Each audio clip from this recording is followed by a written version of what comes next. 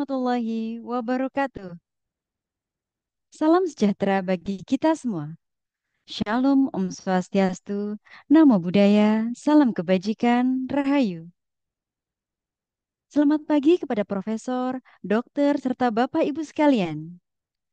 Yang kami hormati, Ketua Bagian Patologi Klinik, Fakultas Kedokteran Universitas Diponegoro, Dr. Dwi Retnoningrum, Spesialis Patologi Klinik, Subspesialis Penyakit Infeksi Konsultan. Yang kami hormati, Ketua Program Studi Program Pendidikan Dokter Spesialis Patologi Klinik Fakultas Kedokteran Universitas Diponegoro, Dr. Nyoman Suci Widya Siti MKes, Spesialis Patologi Klinik, Subspesialis Hematologi Klinik Konsultan, Subspesialis Imunologi Klinik Konsultan. Yang kami hormati, Dr. Ria Triwardani, Spesialis Patologi Klinik, Subspesialis Endokrinologi dan Metabolisme Konsultan, Magister Kesehatan Masyarakat, sebagai moderator kuliah tamu pada pagi hari ini. Yang kami hormati, Dr. Leong Boy Kurniawan, Magister Kesehatan, Spesialis Patologi Klinik, Subspesialis Endokrinologi dan Metabolisme Konsultan. Yang kami hormati, Profesor, Dokter, dan rekan-rekan residen patologi klinik, serta seluruh hadirin yang kami cintai. Puji syukur kami ucapkan kepada Tuhan Yang Maha Esa, sehingga pada kesempatan pagi hari ini kita dapat berkumpul kembali dalam acara Kuliah Tamu Virtual Patologi Klinik Fakultas Kedokteran Universitas Diponegoro dengan judul Interpretasi Tes Fungsi Tiroid Fokus pada Non-Thyroidal Illness.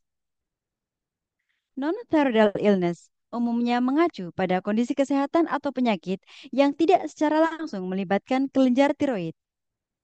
Kelenjar tiroid bertanggung jawab untuk memproduksi hormon yang mengatur metabolisme, sehingga penyakit yang tidak terkait dengannya dapat mencakup kondisi seperti penyakit kardiovaskular, infeksi saluran pernafasan, gangguan saluran cerna, dan banyak lagi. Oleh karena itu, program studi patologi klinik Fakultas Kedokteran Universitas Diponegoro berupaya untuk menambah pengetahuan terkini terkait tantangan dalam interpretasi tes fungsi tiroid fokus pada non-thyroidal illness dengan mengundang narasumber Dr. Leong Boy Kurniawan, Magister Kesehatan, Spesialis Patologi Klinik, Subspesialis Endokrinologi dan Metabolisme Konsultan. Kami berharap acara ini dapat menambah wawasan dan ilmu pengetahuan dalam memahami interpretasi tes fungsi tiroid yang berfokus pada non-thyroidal illness di masa kini dan masa yang akan datang. Untuk membuka acara pada pagi hari ini, mari kita awali dengan berdoa menurut kepercayaan dan keyakinan masing-masing. Semoga acara pada pagi hari ini dapat berlangsung dengan lancar dan memberi manfaat bagi kita semua. Berdoa dimulai. Berdoa selesai. Hadirin yang kami hormati, adapun rangkaian kuliah tamu pada pagi hari ini adalah sebagai berikut. Yang pertama adalah sambutan Ketua Program Studi Pendidikan Dokter Spesialis Patologi Klinik Fakultas Kedokteran Universitas Diponegoro oleh Dr. Nyoman Suci Widya Siti MKes, Spesialis Patologi Klinik, Subspesialis Hematologi Klinik Konsultan, Subspesialis Imunologi Klinik Konsultan, dan akan dilanjutkan dengan kuliah tamu dengan judul Interpretasi Tes Fungsi Tiroid Fokus pada Non-Thyroidal Illness yang akan disampaikan oleh Dr. Leong Boy Kurniawan, Magister Kesehatan, Spesialis Patologi Klinik, Subspesialis Endokrinologi dan Metabolisme Konsultan, dan dipandu oleh moderator Dr. Ria Triwardani, Spesialis Patologi Klinik, Subspesialis Endokrinologi dan Metabolisme Konsultan, Magister Kesehatan Masyarakat. Sebelum menginjak acara selanjutnya, izinkan saya membacakan visi misi program studi patologi klinik Departemen Spesialis Fakultas Kedokteran Universitas Diponegoro tahun 2021 hingga 2024. Visi tahun 2024, program studi patologi klinik Fakultas Kedokteran Universitas Diponegoro menjadi pusat pendidikan profesi patologi klinik dan kedokteran laboratorium yang unggul di bidang metabolik endokrin. Misi 1. Menyelenggarakan program pendidikan profesi dokter spesialis patologi klinik dan kedokteran laboratorium yang bermutu dan unggul serta kompetitif di tingkat nasional dan atau internasional. 2. Menyelenggarakan penelitian yang menghasilkan karya ilmiah berhasil guna dan berdaya guna di tingkat nasional dan atau internasional. Tiga, menyelenggarakan pengabdian kepada masyarakat yang dapat menghasilkan karya ilmiah berhasil guna dan berdaya guna dalam rangka meningkatkan derajat kesehatan masyarakat dengan mengedepankan budaya dan sumber daya lokal. Empat, menyelenggarakan tata kelola pendidikan tinggi profesi patologi klinik dan kedokteran laboratorium yang efisien, akuntabel, transparan, dan berkeadilan. Acara pada pagi hari ini akan kita awali dengan sambutan Ketua Program Studi Pendidikan Dokter Spesialis Patologi Klinik Fakultas Kedokteran Universitas Diponegoro kepada Dr. Nyomang Suci Widyasiti MKes, Spesialis Patologi Klinik, Subspesialis Hematologi Klinik Konsultan, Subspesialis Imunologi Klinik Konsultan. Kami persilakan. Oke, terima kasih Dr. Nita sebagai MC. Assalamualaikum warahmatullahi wabarakatuh. Selamat pagi, salam sejahtera untuk kita semua. Suara saya bisa terdengar dengan baik, Dr. Nita? Nggih, sakit dokter. Ya, terima kasih. Pertama-tama saya ucapkan syukur kehadirat Allah Subhanahu wa Ta'ala, Tuhan Yang Maha Esa, sehingga kita semua diberikan kesehatan dan keluangan waktu sehingga bisa hadir pada kegiatan kuliah tamu pada hari ini. Matur nuwun untuk yang segenap yang bisa hadir pada hari ini, terutama yang kami hormati adalah Dr. Dwi Retno Ningrum sebagai Ketua Bagian Patologi Klinik Fakultas Kedokteran Universitas Diponegoro, beserta rekan sejawat dan guru kami yang telah hadir. Matur nuwun juga rawuhnya untuk Prof. Lisiani, kemudian juga Kagem Dr. Meta yang telah hadir, kemudian Dr. Dika, dan sejawat yang lain.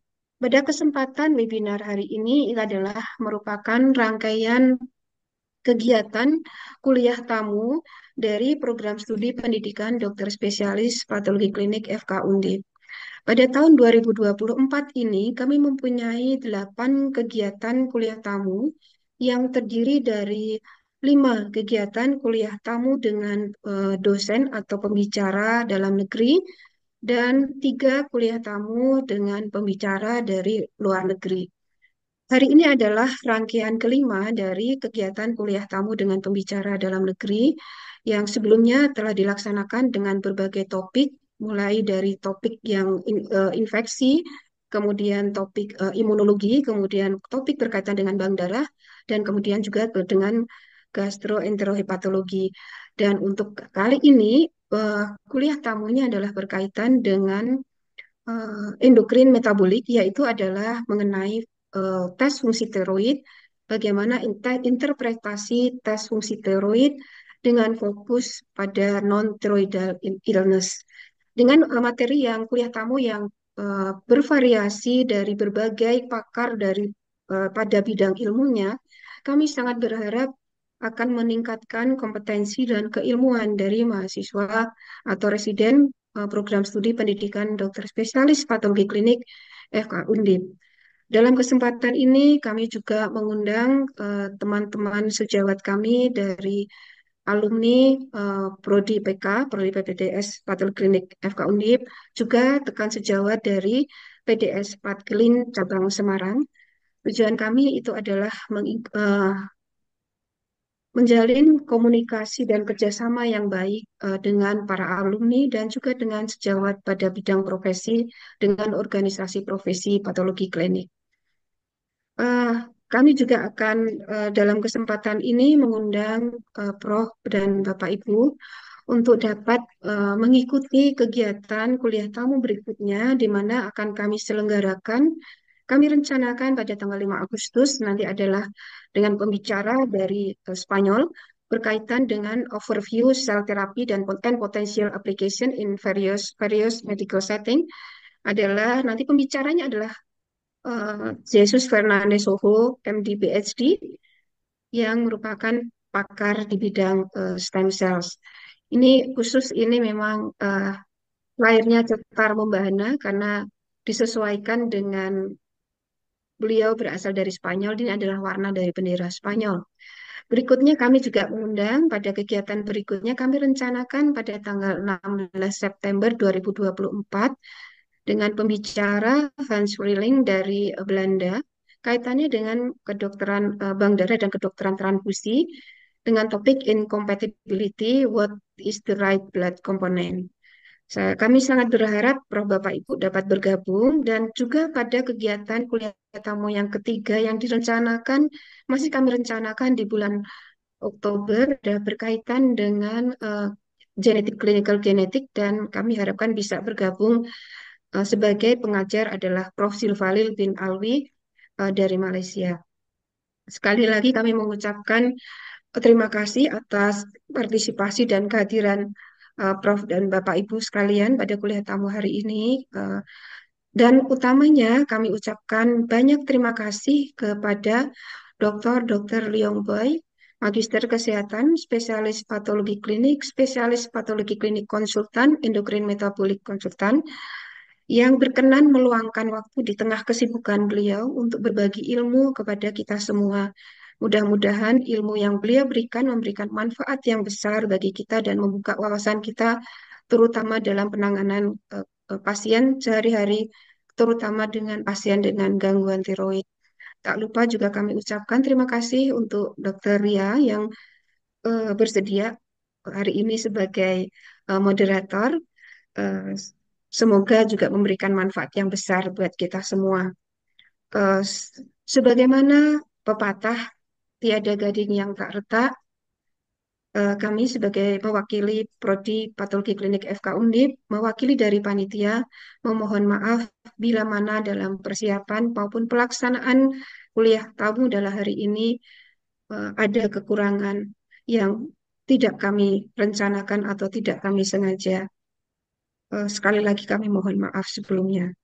Sekali lagi juga terima kasih atas kehadirannya dan selamat menyimak kegiatan kuliah tamu pada hari ini dan semoga memberikan manfaat yang banyak pada kita semua.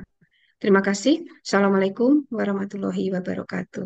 Kami serahkan kembali ke MC ke Dr. Nita. Terima kasih. Terima kasih kami ucapkan kepada Dr. Nyoman Suci Widya Siti MKes, spesialis patologi klinik, subspesialis hematologi klinik konsultan, subspesialis imunologi klinik konsultan, atas sambutan yang diberikan. Sebagai informasi, dimohon bagi para peserta untuk mengisi link absensi yang dapat diakses di kolom chat. Acara selanjutnya yaitu kuliah tamu oleh Dr. Leong Boy Kurniawan, Magister Kesehatan, Spesialis Patologi Klinik, Subspesialis Endokrinologi dan Metabolisme Konsultan dengan judul Interpretasi Tes Fungsi Tiroid, Fokus pada Non-Thyroidal Illness. Acara akan dipimpin oleh Dr. Ria Triwardani, Spesialis Patologi Klinik, Subspesialis Endokrinologi dan Metabolisme Konsultan, Magister Kesehatan Masyarakat sebagai moderator. Dr. Ria Triwardani, Spesialis Patologi Klinik, Subspesialis Endokrinologi dan Metabolisme Konsultan, Magister Kesehatan Masyarakat. Beliau menempuh pendidikan dokter umum di Fakultas Kedokteran Universitas Diponegoro Semarang. Selanjutnya, spesialis patologi klinik dan konsultan spesialis 2 di Fakultas Kedokteran Universitas Diponegoro Semarang, serta menempuh pendidikan S2 di Fakultas Kesehatan Masyarakat Universitas Diponegoro Semarang. Riwayat pekerjaan beliau adalah sebagai Kepala KSM Patologi Klinik RSUP Dr. Karyadi Semarang, dosen patologi klinik Fakultas Kedokteran Universitas Diponegoro Semarang, sebagai dokter laboratorium Qualita Medica Semarang, dokter laboratorium Rumah Sakit Rumani Muhammadiyah Semarang, dan sebagai surveyor laboratorium kesehatan. Untuk riwayat organisasi beliau adalah sebagai pengurus PDS Paklin Cabang Semarang, pengurus ILKI Pusat, dan sebagai anggota ID Cabang Semarang. Kepada Dr. Ria Triwardani, spesialis patologi klinik, subspesialis endokrinologi dan metabolisme konsultan, Magister Kesehatan Masyarakat, kami persilakan. Ya, terima kasih kepada Dr. Nita selaku MC. Yang terhormat Ketua Program Studi Patologi Klinik FK Undip Semarang, Dr. Nyoman Suci Widiastiti, Spesialis Patologi Klinik Konsultan. Yang terhormat Ketua Bagian Patologi Klinik FK Undip Semarang, Dr. Dwi Retno Ningrum, SPPK Konsultan. Yang terhormat Profesor Dr. Lisiani selaku guru saya ini ya, senior saya. Selamat pagi Prof. Dan juga rekan-rekan staf patologi klinik. Di sini ada Dr. Meta, Dr. Edward, Dr. Dika, dan mungkin yang lainnya. Dan juga yang terhormat pula para sahabat saya, rekan-rekan sejawat dari patologi klinik, dokter SPPK di seluruh Indonesia ya. Ini saya lihat banyak sekali yang hadir pada kuliah tamu pada pagi hari ini. Dan tentunya yang saya banggakan adik-adik residen PPDS Patologi Klinik FK Undip. Assalamualaikum warahmatullahi wabarakatuh. Selamat pagi, salam sejahtera bagi kita semua. Syukur Alhamdulillah kita semua masih diberikan kesehatan sehingga dapat hadir pada kuliah tamu di pagi hari ini. Seperti kita ketahui bahwa bidang endokrinologi itu merupakan salah satu ilmu di patologi klinik yang tentunya mempunyai penyakit-penyakit eh, kaitannya dengan kelenjar ya kelenjar endokrin yang sangat banyak. Salah satunya adalah kelenjar tiroid yang nantinya akan dibahas secara detail pada kuliah tamu ini khususnya tentang non-thyroidal illness.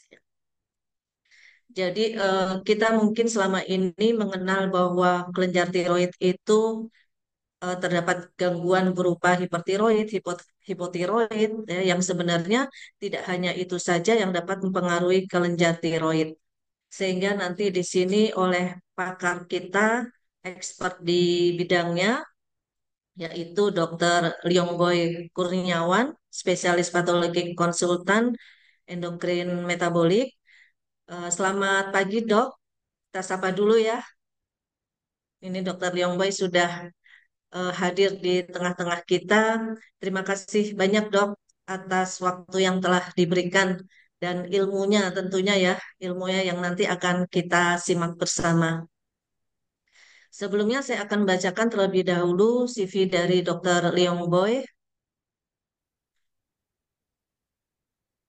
bahwa Dr. Leong Boy Kurniawan, Magister Kesehatan, Spesialis Patologi Klinik, Subspesialis Endokrinologi Metabolik Konsultan, menempuh pendidikan S1 di FK Universitas Hasanuddin, kemudian SP1 Patologi Klinik di FK Universitas Hasanuddin, S2 Biomedik Universitas Hasanuddin, kemudian juga melanjutkan pendidikannya S3 Ilmu Kedokteran Universitas Hasanuddin dan SP2 Patologi Klinik Endokrin Metabolik ditempuh di Universitas Gadjah Mada Yogyakarta. Sangat banyak sekali ini ya, riwayat pendidikannya sudah sampai yang paling tinggi nih. Mungkin nanti sebentar lagi menjadi profesor ini, Dok. Kemudian riwayat pekerjaan beliau sebagai dosen Fakultas Kedokteran Universitas Hasanuddin, SMF Laboratorium Patologi Klinik, RSPTN Universitas Hasanuddin, Makassar, dan riwayat organisasi sebagai pengurus ID Cabang Makassar dari tahun 2013 sampai sekarang, serta pengurus PDS Patklin Cabang Makassar. Saya rasa itu CV dari beliau. Nanti silakan dari Dr. Leong Boy untuk men-sharekan ya ilmunya yang tentunya sangat luar biasa ya karena beliau expert di bidang endokrinologi metabolik. Untuk itu mari kita simak bersama kuliah tamu pada pagi hari ini. Monggo dokter, waktu dan tempat dipersilakan. Terima kasih Dokter Ria. Selamat pagi dan salam sejahtera untuk kita semua. Yang kami hormati Ketua Program Studi Patologi Klinik FK Undip, Dr. Nyoman Suci Widiastiti, Spesialis Patologi Klinik, Subspesialis Hematologi Klinik, Subspesialis Imunologi Klinik Konsultan. Yang kami hormati Ketua Departemen Patologi Klinik Fakultas Kedokteran Undip, Dr. Dwi Retnoningrum, spesialis patologi klinik, subspesialis penyakit infeksi konsultan. Yang kami hormati moderator Dr. Ria Triwardani, spesialis patologi klinik, subspesialis endokrin metabolik, endokrinologi metabolik konsultan. Yang kami hormati guru besar, Prof. Lis, dosen-dosen patologi klinik Undip, Dr. Meita, Dr. Edward, dan dosen-dosen yang lain. Pertama-tama sebelum memulai kuliah tamu, perkenankan saya mengucapkan terima kasih untuk kesempatan dan kepercayaan yang diberikan oleh Departemen Patologi Klinik FK Undip untuk dapat men-share, membawakan kuliah tamu bagi rekan-rekan residen pada pagi hari ini. Mohon izin dok untuk dapat men-share PowerPoint-nya. Ya dok, monggo. Maaf, apakah sudah kelihatan dokter? Sudah dok.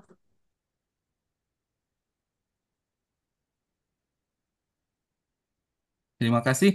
Selamat pagi dan salam sejahtera untuk kita semua. Perkenankan saya membawakan satu topik dengan judul interpretasi tes fungsi tiroid, di mana pada pagi hari ini kita berfokus pada penyakit-penyakit non-tiroid atau yang kita kenal dengan non-thyroidal illness.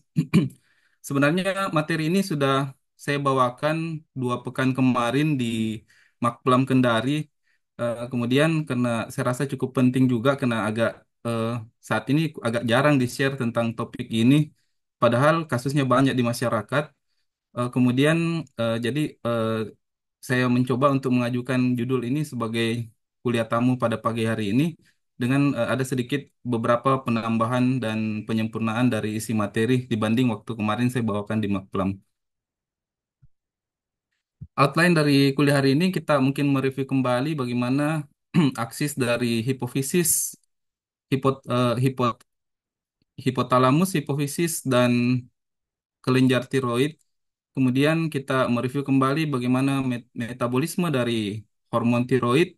Kemudian bagaimana kita menginterpretasikan tes hormon tiroid secara umum dan terkhusus pada non-thyroidal illness. Kemudian kita juga akan melihat eh, apa itu non-thyroidal illness, kemudian bagaimana hubungan antara non-thyroidal illness dengan clinical outcomes.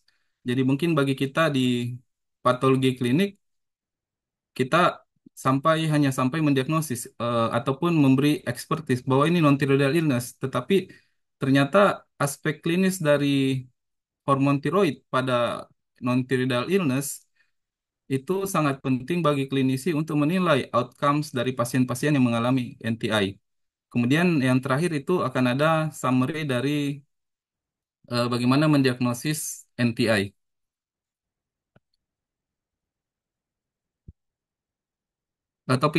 Outline yang pertama adalah bagaimana aksis dari hipotalamus, pituitari atau hipofisis dan kelenjar tiroid.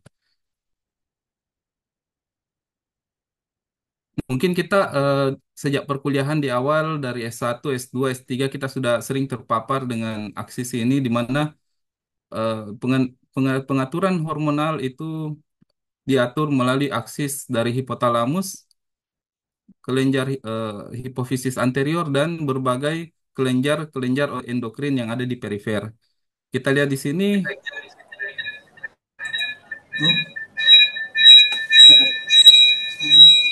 Oh, begini. Kita lihat di sini kelenjar hipofisis anterior itu menghasilkan banyak hormon yang eh, mengatur berbagai hormonal yang dikeluarkan oleh berbagai kelenjar endokrin di seluruh tubuh. Antara lain nih kita lihat adalah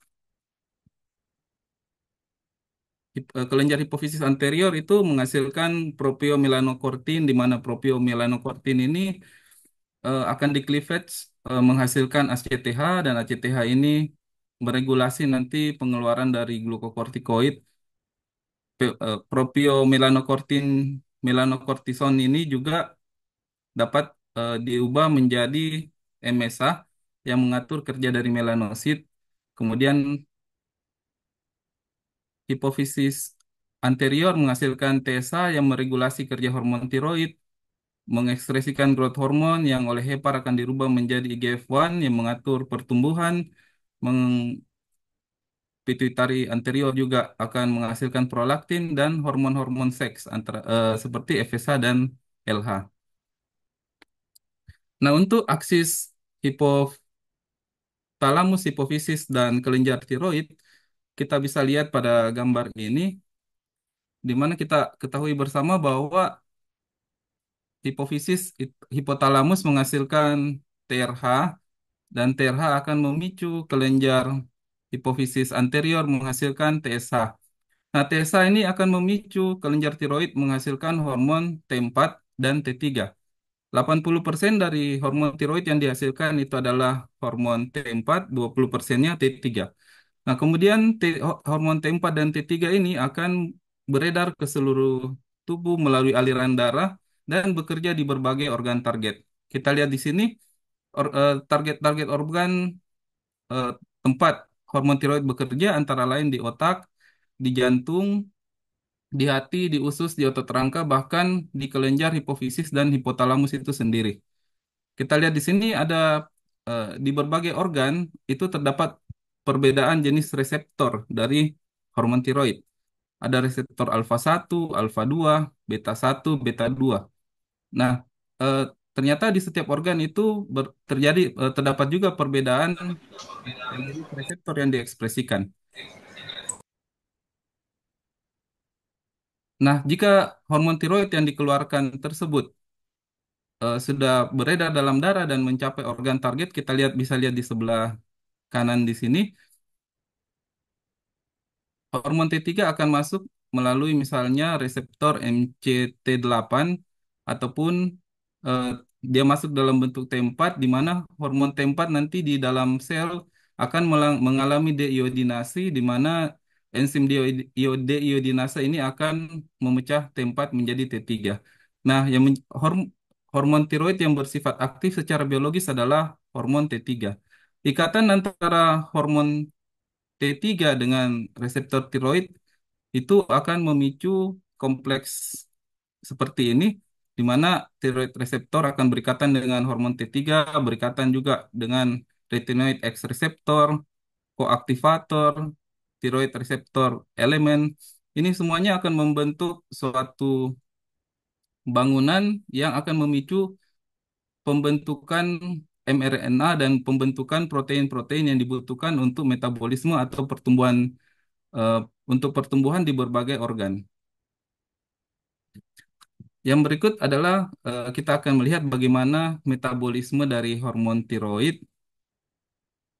Nah, ini adalah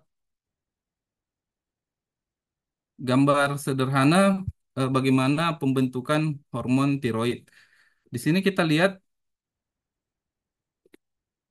bahwa pembentukan hormon tiroid itu dimulai juga dari darah, di mana kayak kalau kita mengkonsumsi makanan yang mengandung yodium, maka yodium itu akan masuk dari darah masuk ke dalam sel folikular tiroid melalui natrium iodine symporter, di mana dengan adanya symporter ini yodium akan masuk ke dalam sel folikular tiroid. Kemudian sel folikular tiroid itu akan menghasilkan tiroglobulin. Kemudian tiroglobulin dengan proses eksositosis, maka tiroglobulin ini akan dilepaskan ke dalam bagian koloid dari kelenjar tiroid. Iodin yang ada di dalam kelenjar folikular tiroid juga akan masuk ke dalam bagian koloid dari kelenjar tiroid itu eh, melalui berbagai berbagai marker mulai berbagai protein-protein di permukaan sel folikular tiroid antara lain penrin, anoktamin dan CIC5. Kemudian iodin yang sudah masuk di dalam koloid ini akan mengalami oksidasi oleh TPO. Nah, interaksi antara tiroglobulin yang dilepaskan di koloid dari kelenjar tiroid dengan dengan iodium yang mengalami oksidasi itu akan em, membentuk organifikasi dari hormon tiroid, di mana tiroglobulin akan menjadi backbone dari pembentukan hormon tiroid. Iodin yang mengalami oksidasi itu akan menjadi monoiodotiridonin maupun ditiodoironin. Proses lanjut dari organifikasi ini dengan adanya proses proses konjugasi, maka akan ada coupling antara diiodotironin dan monoiodotiridonin membentuk hormon tetraiodotiridonin dan triiodotiridonin. Kemudian apabila dibutuhkan, maka tiroglobulin yang mengikat T4 dan T3 ini akan masuk kembali ke dalam sel folikuler tiroid melalui proses endositosis. Kemudian dengan adanya lisosom, maka akan terjadi proteolisis antara ikatan tiroglobulin dengan hormon tiroid. Nah, hormon tiroid 3T4 ini melalui protein MCT8 itu akan dilepaskan dan akan masuk ke dalam aliran darah dan akan menuju ke organ target yang membutuhkan. Nah, ini adalah berbagai jenis hormon tiroid yang mungkin sering kita dengar, tapi mungkin ini adalah kira-kira begini bagannya gambar struktur bangunnya. Jadi hormon tiroid yang kita kenal itu ada tiroksin, kemudian ada T3, kemudian ada T2. Tetapi yang agak jarang kita dengar itu adalah RT3. Nah, ternyata hormon T3 yang bersifat aktif secara biologis itu punya lawannya, yaitu hormon RT3 yang tidak aktif secara biologis. Nah, proses pembentukan dari hormon T3, RT3, dan T2 ini ternyata pembentukannya diperantarai atau dilakukan oleh berbagai enzim deiodinase. Kita kenal ada tiga jenis enzim deiodinase, ada deiodinase 1, deiodinase 2, dan deiodinase 3. Nah, enzim deiodinase 1 dan deiodinase 2 itu memecah T4 menjadi T3. Jadi eh, deiodinase 1 dan 2 ini berperan dalam aktivasi dari hormon tiroid karena dia akan memecah T4 menjadi T3 yang aktif secara biologis. Sebaliknya, enzim deiodinase 3 itu berperan dalam inaktivasi dari hormon tiroid, di mana T4 akan dirubah menjadi dengan adanya deiodinase 3 akan merubah T4 menjadi RT3 yang tidak aktif secara biologis. Kemudian di tahap lanjut, baik deiodinase 1, 2, ataupun 3 akan memecah T3 dan RT3 menjadi T2. Ini sama dengan tadi kita lihat Dewi Dinase 1 itu berperan merubah baik T4 Dewi Dinase 1 bisa merubah T4 menjadi T3 maupun RT3 dan mengkonversi T3 dan RT3 menjadi T2. Sementara sementara enzim deiodinase 2 itu bersifat aktivasi, dia merubah T4 menjadi T3 yang aktif, Sorry, dan Bu. dia mengkonversi RT3 yang tidak aktif menjadi T2. Sebaliknya, deioninase 3 itu berperan dalam aktivasi hormon tiroid di mana dia akan merubah T4 menjadi T3 yang tidak aktif dan dia merubah T3 yang aktif menjadi T2. Jadi overall ada tiga enzim deiodinase yang memiliki kerja berbeda baik meningkatkan aktivasi dari kerja hormon tiroid ataupun menghambat kerja dari hormon tiroid.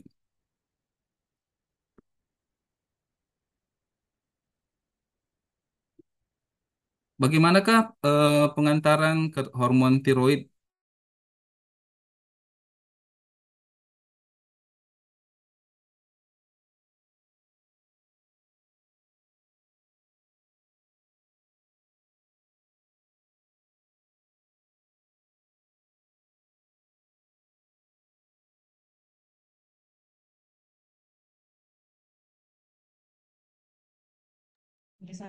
Maaf, Dokter Boy, suaranya hilang.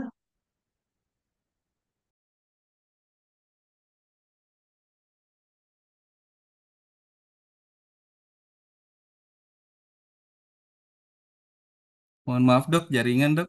Apakah sudah kedengaran kembali? Sampun dokter. Apakah sudah terdengar dok? Sampun dokter. Sampun dokter.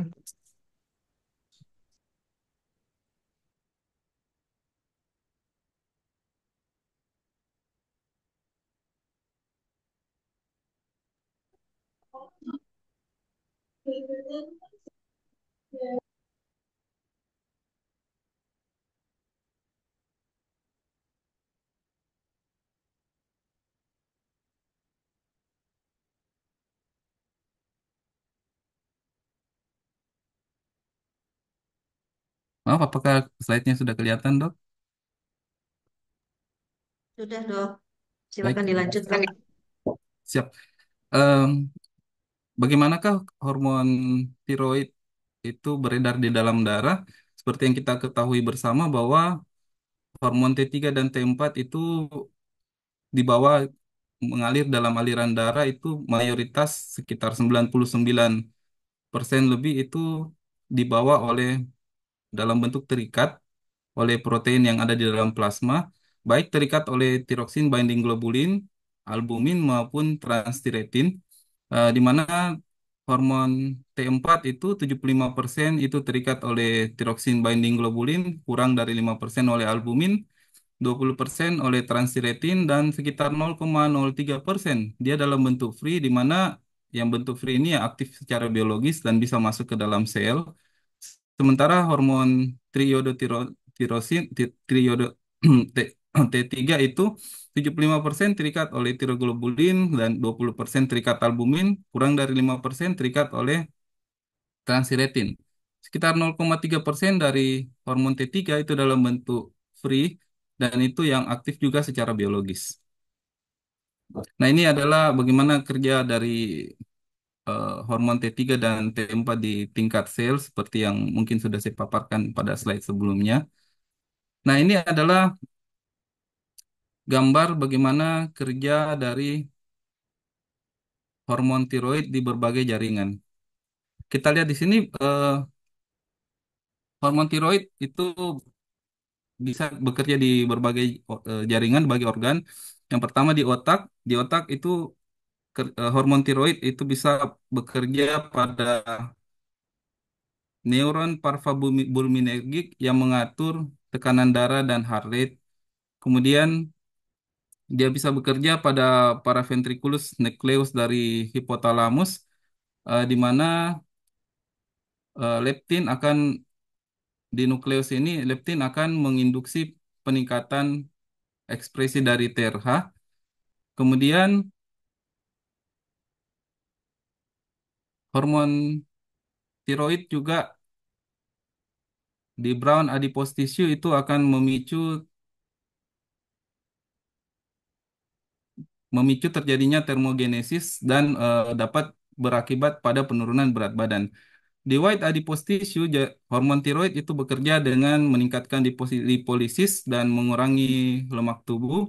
Sementara di hati, hormon tiroid itu bekerja dengan cara meningkatkan berbagai protein-protein yang terlibat di dalam metabolisme kolesterol, termasuk meningkatkan ekspresi LDL reseptor, sehingga pada pasien-pasien dengan hipertiroidisme itu kita bisa temukan adanya penurunan kadar dari kolesterol, utamanya kadar LDL. Kemudian di jaringan otot,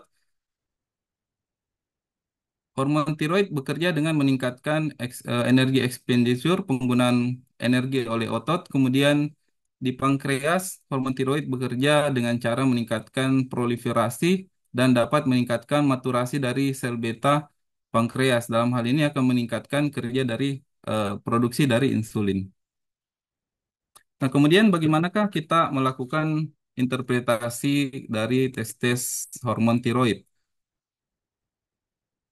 Kalau kita lihat gambar ini, Kalau kita lihat gambar ini merupakan gambar klasik ya, mungkin yang waktu kita kuliah SP1 atau kuliah S1 Mungkin ini gambar klasik yang kita gunakan untuk mendiagnosis fungsi tiroid, di mana kalau FT4 dan TSA-nya normal, kita sebut dia sebagai eutiroid atau normotiroid.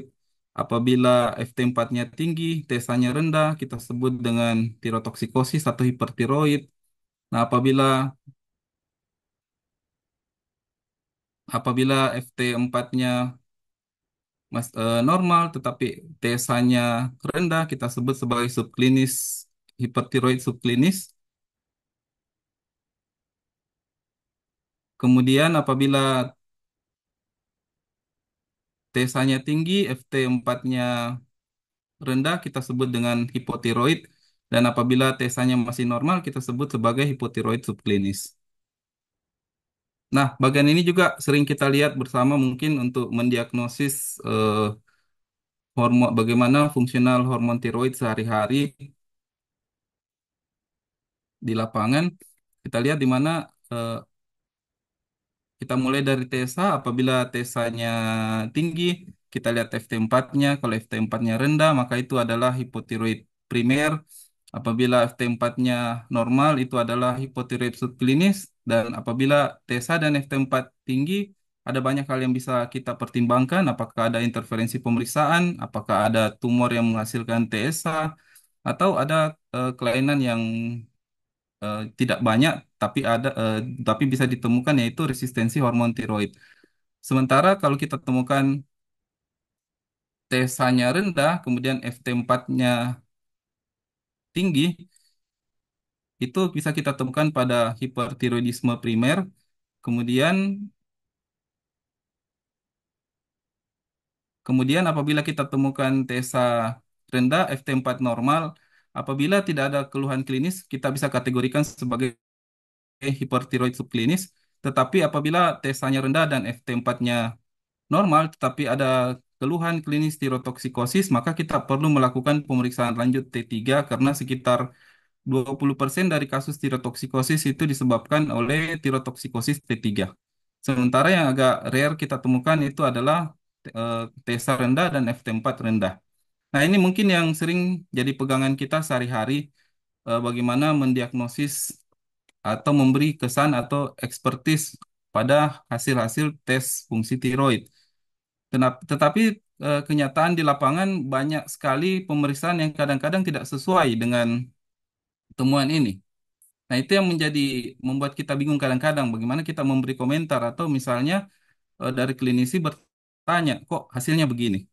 Nah, sebenarnya untuk yang lebih komprehensif, kita bisa bagaimana menetapkan diagnosis fungsi tiroid eh, yang lebih komprehensif, kita bisa lihat bagan ini. Nah, ini bagan ini cukup complicated kalau kita lihat. Di tengah ini FT4 TSA sama-sama normal, ini normal, normotiroid atau eutiroid. Kalau TSA rendah, FT4 tinggi, ini hipertiroid. Kalau TSA tinggi, FT4 rendah, ini grup dari hipotiroid. Nah, yang menjadi masalah adalah seringkali kita mendapat eh, tes yang tidak sesuai. Misalnya kita temukan kok FT4 TSA-nya turun, TSA-nya normal atau turun. Atau kita temukan FT4 FT3-nya tinggi, TSA-nya normal. Atau kita juga temukan bisa kita temukan FT4 TSA-nya normal tapi TSA tinggi, ataupun FT4 FT3 normal TSA-nya rendah. Nah, banyak sekali hal-hal yang bisa menyebabkan kelainan-kelainan tersebut, tetapi yang dari bagian ini yang khas kita lihat di berbagai diskrepansi atau tidak cocokan hasil dari panel hormon tiroid yang kita pelajari di slide sebelumnya, itu banyak disebabkan oleh NTI.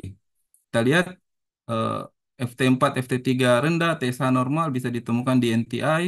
Pada non-thyroidal illness, pada FT4, FT3 meningkat, TSH normal ataupun meningkat, bisa juga ditemukan NTI. Dan eh, di tempat lain kita juga, di semua ketidaksesuaian yang lain, kita bisa temukan eh, adanya NTI.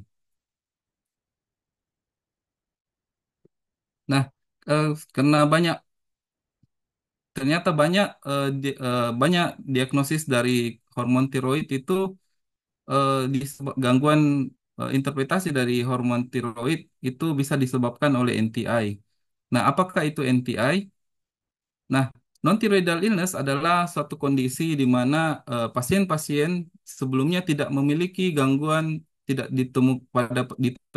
tidak ditemukan adanya gangguan intrinsik pada tiroid. Tetapi adanya penyakit-penyakit tertentu, utamanya penyakit-penyakit kritis itu menyebabkan adanya perubahan dari metabolisme hormon tiroid. Nah, non-thyroidal illness ini dahulu kala kalau kita buka referensi yang lama itu disebut sebagai euthyroid syndrome, atau di jurnal-jurnal belakang-belakang juga ada disebut kadang-kadang sebagai low T3 syndrome. Tetapi eh, untuk istilah yang lebih sering digunakan sekarang itu lebih sering disebut sebagai non-thyroidal illness syndrome atau NTS. Nah, non-thyroidal illness itu sering sekali ditemukan pada pasien-pasien yang mengalami penyakit akut yang berat, misalnya pada pasien-pasien dengan yang mengalami penyakit infeksi, gangguan metabolik yang berat, adanya gangguan kardiovaskuler, pulmonari, gastrointestinal yang berat, pasien-pasien yang dirawat dengan luka bakar, pasien-pasien dengan trauma, ataupun pasien-pasien yang mengalami atau sedang menjalani operasi besar. Non-thyroidal illness juga itu ditemukan selain pada penyakit-penyakit akut juga ditemukan pada penyakit-penyakit kritis yang dirawat secara mengalami perpanjangan masa rawat di rumah sakit. Jadi di pasien-pasien kritis yang kronis tanda petik.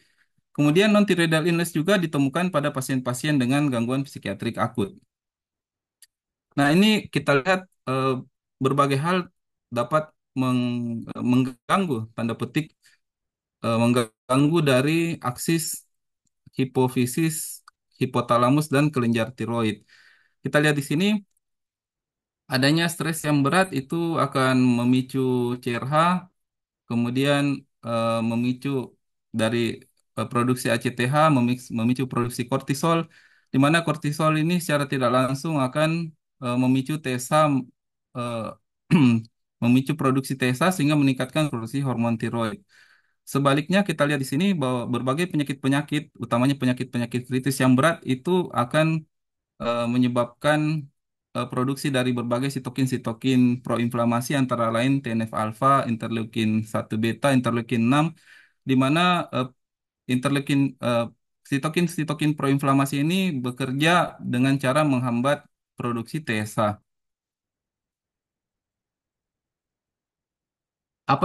Kemudian apa yang terjadi pada penyakit-penyakit kritis yang akut dan yang kronis ataupun yang prolong?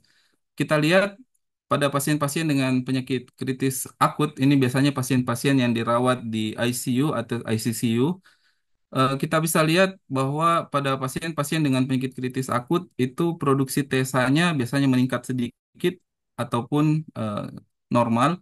Kemudian produksi dari T4-nya di awal itu bisa normal atau meningkat sedikit.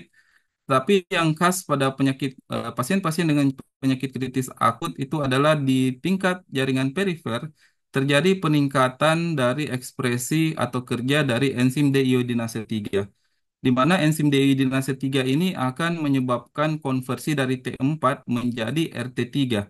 Sehingga pada pasien-pasien dengan penyakit kritis akut kita akan temukan peningkatan RT3 dan penurunan dari T3 dalam plasma darah.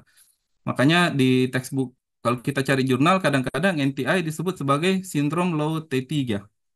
Jadi dasarnya di sini bahwa pada penyakit akut kita akan temukan penurunan T3 dan peningkatan RT3. Nah, disinyalir bahwa proses ini terjadi eh, dengan tujuan adalah mengurangi penggunaan energi pada pasien-pasien dengan yang sakit akut dan bekerja juga ini juga bisa membantu dalam proses membunuh bakteri pada pasien-pasien misalnya mengalami infeksi atau sepsis. Tetapi apabila penyakit pasien-pasien yang mengalami penyakit akut yang kritis itu dirawat dalam jangka waktu lama di rumah sakit dan tidak terjadi penyembuhan, maka aksis dari hipotalamus, hipofisis dan eh, kelenjar tiroid itu akan akan makin memberat, di mana kita lihat pada pasien-pasien penyakit kritis yang dirawat dalam jangka waktu panjang itu akan terjadi penurunan produksi TRH, penurunan produksi TSH, penurunan kadar T4. Eh, Secara sekilas kita lihat ini terlihat seperti terjadi hipotiroidisme sentral. Kemudian di tingkat jaringan kita lihat peningkatan ekspresi D3 yang makin tinggi itu akan menyebabkan T4 makin rendah dan RT3 makin tinggi. Nah, pada pasien-pasien dengan penyakit kritis yang dirawat secara lama, hal ini akan menyebabkan adanya wasting, adanya disfungsi organ, bahkan adanya gangguan kognitif. Karena kita ketahui bahwa eh, di slide sebelumnya tadi eh, hormon tiroid itu bekerja di berbagai organ sehingga penurunan kadar T3 yang lama itu akan dapat menyebabkan disfungsi organ dan itu berhubungan dengan peningkatan mortalitas. Ini merupakan salah satu bagan yang menggambarkan bagaimana kerja dari D3 sebenarnya. Jadi di tingkat pada pasien yang mengalami infeksi itu bisa terjadi peningkatan ekspresi D3 di mana D3 ini akan mengkonversi T4 menjadi RT3 dengan melepaskan ion iodium. Nah, ion iodium itu akan dioksidasi menjadi iodium oleh MPO di mana iodium ini akan berperan dalam membantu eh, proses fagositosis dan degradasi dari bakteri. Jadi kita lihat di sini bahwa sebenarnya eh, kenapa tubuh melakukan ini melakukan penyesuaian seperti ini adalah antara lain itu untuk membantu eh, neutrofil untuk membunuh bakteri pada misalnya pada infeksi atau sepsis. Kemudian ini kita lihat bagaimana respon dari TSA pada penyakit-penyakit kritis. Kita lihat pada orang sehat, TSA itu biasanya dikeluarkan dengan pola bifasik.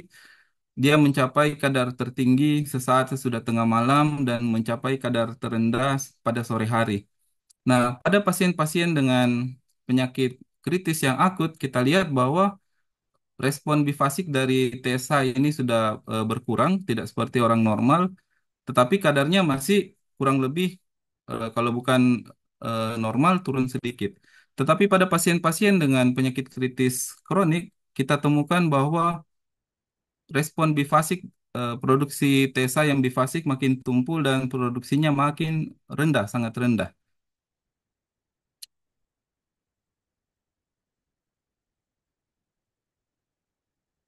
Nah, apa-apa saja yang terjadi pada NTI pada berbagai tingkatan kita bisa lihat di sini. Pada non-thyroidal illness di hipotalamus malnutrisi biasanya kita temukan pada pasien-pasien yang dirawat di ICU biasanya pasien tidak selera makan atau memang karena kondisinya yang menyebabkan intake makanan berkurang. Nah, kondisi malnutrisi yang dialami pasien itu dapat menyebabkan penurunan kadar leptin di mana penurunan kadar leptin itu akan menyebabkan juga penurunan produksi TRH. Sementara inflamasi dan sepsis itu dapat memicu juga penurunan produksi TRH dengan peningkatan eh, T3 di tingkat hipotalamus. Kemudian di tingkat hipofisis kita lihat bahwa pada non-thyroidal illness bisa ditemukan peningkatan protein sitokin-sitokin proinflamasi di mana sitokin-sitokin proinflamasi yang berlebih ini secara langsung juga akan menekan produksi TSA. Bagaimana di plasma darah kita lihat bahwa pada penyakit-penyakit kritis ada dengan adanya respon fase akut akan menyebabkan produksi dari TBG akan menurun sehingga pada pasien-pasien tersebut kalau kita periksa T4 dan T3 totalnya dapat turun juga. Kemudian hal tersebut juga dapat disebabkan adanya peningkatan kompetisi dari pengikatan hormon tiroid. Kadar T3 dan kadar FT3 dan FT4 total FT3 dan FT4 juga dapat turun akibat adanya hipotiroidisme sentral utamanya pada yang prolong. Di tingkat jaringan terjadi penurunan uptake dari T4 dan T3 di sel-sel dan dapat terjadi peningkatan ataupun perubahan ekspresi dari transporter hormon tiroid. Kemudian terkait deiodinasi intraseluler, kita lihat di sini tergantung penyakitnya dapat terjadi utamanya terjadi penurunan ekspresi dari deiodinase 1, deiodinase 2 ada yang meningkat, ada yang menurun, tetapi yang penting ini adalah ada terjadi peningkatan ekspresi dari deiodinase 3 yang berakibat dengan peningkatan produksi RT3 yang tidak aktif dan penurunan T3 yang aktif. Kemudian untuk reseptor tiroid hormon di tingkat nuklear atau di tingkat inti, kita temukan peningkatan eh, ekspresi reseptor hormon tiroid pada penyakit kronis, tetapi pada penyakit akut itu terjadi penurunan dari ekspresi eh, reseptor hormon tiroid.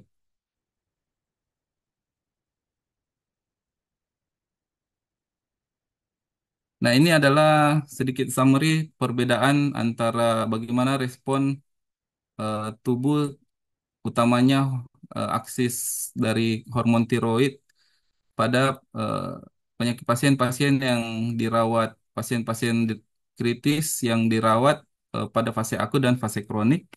Kita lihat eh, pada fase akut eh, aktivitas bifasik dari produksi TSH itu sudah ada gangguan, dan di fase kronis itu aktivitas bifasiknya sudah hilang, bahkan sangat rendah produksinya.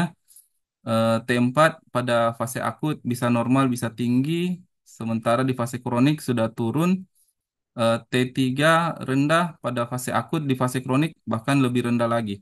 RT3 di fase akut sangat meningkat, di fase kronik juga meningkat atau bisa mulai turun normal. Sementara terjadi peningkatan ekspresi deiodinase 3 baik pada fase akut maupun pada fase kronis. Ini sama dengan tadi. Nah, bagaimanakah dinamika perubahan hormon tiroid pada pasien-pasien yang mengalami non-thyroidal illness, utamanya pada pasien-pasien yang dirawat di ICU atau ICCU? Kita lihat pada pasien-pasien yang dirawat, eh, pasien-pasien sakit kritis, itu kita lihat kalau kita bisa kategorikan sakit kritis yang ringan, moderat, dan severe, kita bisa lihat seiring dengan perburukan penyakit, kita lihat maka bisa kita lihat kadar FT3 dan T3 itu berangsur-angsur akan menjadi semakin rendah, dan kita lihat pembentukan RT3 yang tidak aktif itu akan berangsur-angsur semakin meningkat. Nah, seiring dengan penurunan produksi FT3 dan T3 seiring perburukan penyakit, FT4 juga dan TSH juga akan perlahan-lahan menurun. Dan penurunan T3 dan peningkatan RT3 ini seiring dengan peningkatan risiko mortalitas. Jadi kalau ada pasien dengan yang dirawat kritis, kemudian kita dilakukan pemeriksaan serial hormon tiroidnya, misalnya kita ikuti FT4-nya hari pertama rendah, hari kedua lebih rendah, hari ketiga seterusnya lebih rendah, itu hati-hati. Itu mencerminkan adanya peningkatan mortalitas. Ini adalah ini bagan yang mungkin lanjutan dari bagan tadi. Kita lihat bahwa eh, seiring dengan perburukan penyakit maka kadar RT3 akan makin meningkat, kadar T3, FT3 akan makin menurun, TSH dan T4 juga akan makin menurun. Nah, hal ini sering dengan peningkatan risiko mortalitas. Tetapi apabila pasiennya membaik, terjadi recovery atau misalnya pasien sepsis diberi antibiotik yang sesuai dan ada perbaikan penyakit, kita lihat itu RT3 akan perlahan-lahan menurun dan T3 akan perlahan-lahan kembali normal. Nah, jadi kalau kita temukan pada pasien-pasien yang dirawat, eh, pasien penyakit kritis yang dirawat di ICU atau ICCU, terjadi perbaikan kadar T3 ataupun kita lihat TSH di sini, kita lihat perlahan-lahan sudah mulai meningkat, itu mengindikasikan adanya proses recovery. Dan ini seiring dengan penurunan risiko mortalitas selama perawatan. Ini adalah tabel dari berbagai temuan, berbagai kondisi yang dapat menyebabkan mungkin ketidaksesuaian eh, dalam hal penilaian hormon tiroid. Nah, kita lihat di sini mayoritas penyakit-penyakit berat, misalnya infeksi atau sepsis, penyakit sindrom koroner akut, end-stage renal disease, itu akan terjadi kesan seperti terjadi hipotiroidisme sentral ya, sesuai dengan eh, proses penyakit kritis yang prolong tadi. Kita lihat TSA pada infeksi dan sepsis, TSA akan turun, T4 akan turun, FT4 kadang-kadang normal, bisa turun juga, T3, FT3 turun semua. Pada acute coronary syndrome, TSH, T4 turun, T3 juga turun. Pada end-stage renal disease, kita lihat juga TSH bisa normal, T4 kadang-kadang normal, kadang-kadang turun sedikit, kadang-kadang juga meningkat pada pasien-pasien yang sudah didialisis. FT4 biasanya normal, biasanya menurun. Nah, kita lihat di sini terlihat hampir mayoritas terdapat pola yang sama di mana pada pasien-pasien dengan penyakit akut apapun kausanya itu kita akan temukan eh, penurunan dari TSH, T4 dan T3. Sebaliknya, pada NTI, kausa gangguan psikiatrik itu sedikit terjadi terdapat perbedaan pola. Kita ketahui pada pasien-pasien dengan psikiatrik, utamanya pasien-pasien jiwa misalnya yang lagi serangan akut, tanda petik stresornya, eh, tingkat stres pada pasien itu tinggi, kita bisa temukan adanya peningkatan dari TSH dan FT4. Kita lihat pada psikosis akut, TSA mungkin normal, tetapi kita dapat T4-nya tinggi, pasien mania, T4, FT4 tinggi, kemudian eh, pasien-pasien dengan post traumatic disorder yang tingkat stresnya tinggi, kita bisa temukan peningkatan T4 dan T3.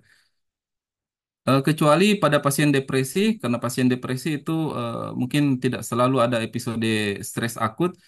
Pada pasien-pasien dengan depresi, TSH dan T4 maupun T3 bisa normal, bisa naik sedikit atau turun sedikit. Sebaliknya pada pasien-pasien yang mengkonsumsi obat-obat narkotika, kita dapat temukan, utamanya kita temukan TSH-nya meningkat, T4 meningkat. Pengguna opiat juga T4 dan T3 meningkat. Nah, hal ini memberi gambaran bahwa pada NTI karena gangguan psikiatrik akut yang ditandai dengan adanya stres yang tinggi pada pasien itu justru mengaktifasi aksis dari hipofisis, hipotalamus, hipofisis, dan kelenjar tiroid. Kecuali pada alkohol, kita lihat pada alkohol itu T4, penggunaan alkoholisme itu T4, FT3, dan T3 itu biasanya rendah. Karena biasanya kita ketahui alkohol itu bersifat sebagai depresan juga, depresan susunan saraf pusat dan kerja tubuh. Yang berikut ini adalah beberapa laporan dari jurnal terkait eh, kejadian non-thyroidal illness dengan outcomes klinisnya. Nah, yang laporan pertama ini dilaporkan dilaporkan oleh Praven et al. Yang melaporkan kasus dari 119 pasien sakit kritis yang dirawat di India. Di sini ditemukan bahwa dari 119 pasien yang kritis itu mayoritas NTI-nya berupa low T3. Sementara yang lain ada yang hanya T4-nya tinggi, ada low 3, T3-nya rendah, T4-nya tinggi, dan seterusnya. Tapi di sini kita lihat mayoritas NTI-nya karena low T3. Nah, dari temuan dari yang dilaporkan oleh Praven eh, menunjukkan bahwa pada pasien-pasien pasien sakit kritis yang dirawat itu eh, pasien-pasien yang tidak survive atau yang meninggal selama perawatan itu mayoritas memiliki nilai kadar T3, FT3 dan TSA yang lebih rendah dibanding yang survive. Pasien-pasien yang survive juga pasien-pasien yang tidak survive itu memiliki prevalensi yang tinggi terhadap kejadian NTI, di mana 93,3% pasien-pasien yang tidak survive itu mengalami non-thyroidal illness, sementara yang survive hanya 62,9% yang mengalami non-thyroidal illness. Jadi kita lihat di sini makin tinggi kejadian non-thyroidal illness, makin tinggi juga tingkat kematian pada pasien. Penelitian berikut dilaporkan oleh Yao et al. Yang melakukan penelitian pada 1.219 pasien sepsis yang dirawat di China, dan di mana penelitian ini menghubungkan kejadian di IC pada pasien-pasien dengan sepsis. Nah, kita lihat di sini dilaporkan bahwa persentase non-thyroidal illness itu semakin meningkat seiring dengan peninggian atau peninggian dari DIC score. Jadi semakin buruk terjadi di IC-nya, makin tinggi pula kita temukan non-thyroidal illness. Kemudian kita lihat bahwa pasien-pasien yang mengalami di IC itu eh, non-thyroidal illness merupakan salah satu faktor utama yang berperan dalam kejadian di IC pada pasien sepsis. Di mana pasien-pasien dengan yang mengalami non-thyroidal illness itu memiliki resiko 3,52 kali lebih mungkin mengalami di IC. Dan kita lihat pada pemantauan mortalitas selama 28 hari perawatan, pasien-pasien dengan non-thyroidal illness itu risiko kematiannya 1,45 kali lebih tinggi dibanding pasien-pasien yang waktu dirawat tidak mengalami non-thyroidal illness. Kemudian ini adalah laporan yang dilakukan suatu systematic review yang dilakukan oleh Vidar et al. Yang melakukan penelitian pada 25 studi. Kemudian nanti ada di tabel 3 dikerucutkan ada 12 penelitian yang dihimpun dari seluruh dunia. Dan di sini dari 12 laporan yang menilai risiko kematian akibat non-thyroidal illness, ditemukan 10 dari 12 penelitian di seluruh dunia itu mengaitkan non-thyroidal illness dengan peningkatan risiko kematian pada pasien-pasien yang sakit kritis yang dirawat di ICU. Hanya dua saja yang tidak. Dan ini sesudah dilakukan systematic review ditemukan angka bahwa sesudah dirangkum ditemukan bahwa risiko kematian pasien-pasien yang mengalami non-thyroidal illness itu 2,21 kali lebih mungkin mengalami kematian dibanding pasien-pasien yang tidak NTI. Tadi kita sudah lihat penelitian-penelitian yang dilakukan pada pasien yang sepsis, pada pasien dirawat dengan di ICU. Nah, sekarang kita lihat bagaimanakah hubungan antara non-thyroidal illness dengan peningkatan kematian pada pasien-pasien jantung. Adawiyah et al. Melakukan penelitian di Malaysia. Dia laporkan bahwa terdapat korelasi negatif antara kadar puncak troponin T dengan kadar FT3. Jadi makin tinggi troponin T, makin rendah T3-nya.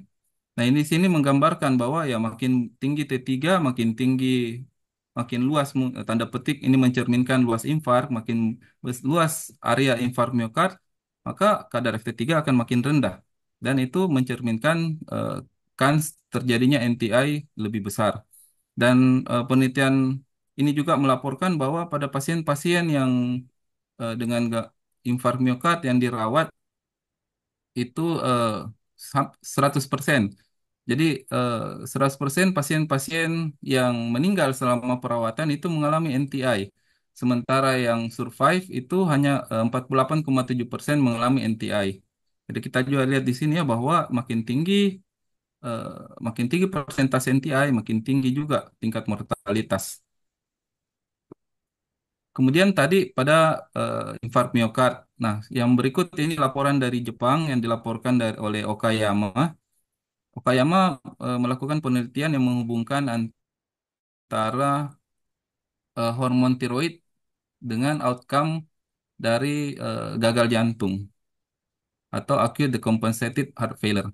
Di sini kita lihat bahwa eh, dilaporkan dari 270 pasien gagal jantung di Jepang, ditemukan bahwa pasien-pasien yang meninggal selama perawatan itu memiliki kadar FT3 yang lebih rendah dibanding yang hidup. Jadi seiring dengan teori yang tadi di depan bahwa makin rendah FT3-nya makin tinggi mortalitas. Kemudian apabila kita melihat di sini, dia lakukan juga penelitian dengan menggunakan kurva ROC. Dia nilai kemampuan TSA, FT4, dan FT3 untuk menilai mortalitas. Ini ditemukan bahwa FT3 dengan cut-off di bawah 2,05 itu memiliki kemampuan yang paling tinggi untuk mendiskriminasi apakah pasien ini akan meninggal atau tidak. Jadi pasien-pasien yang FT3-nya di bawah 2,05% ini memiliki sensitivitas 85% dan spesifitas 72% untuk menilai apakah pasien akan meninggal atau tidak. Dengan nilai area under curve cukup tinggi 0,791, mendekati 0,8.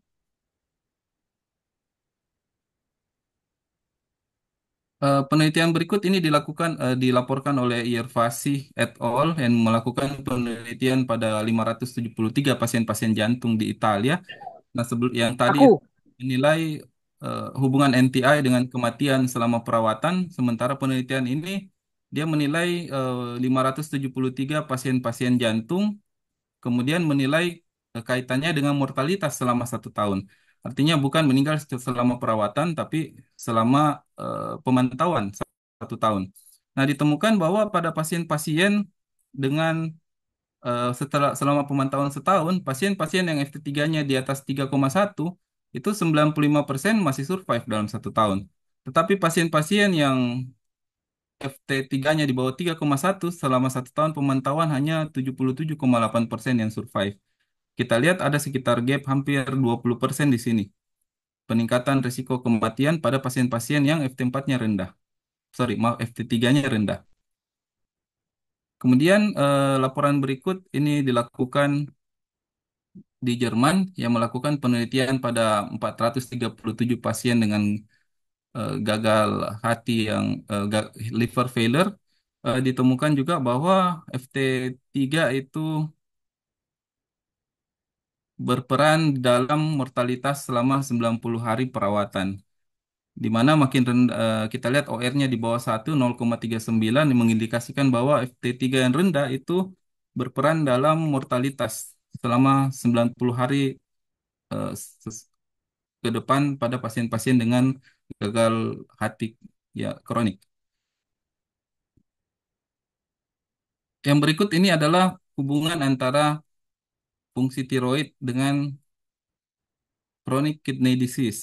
Jadi kita lihat tadi sudah banyak banyak banyak kondisi yang mengaitkan antara NTI dengan mortalitas dan itu eh, meskipun banyak banyak jenis penyebabnya baik di jantung, hati, infeksi itu polanya sama dan mirip.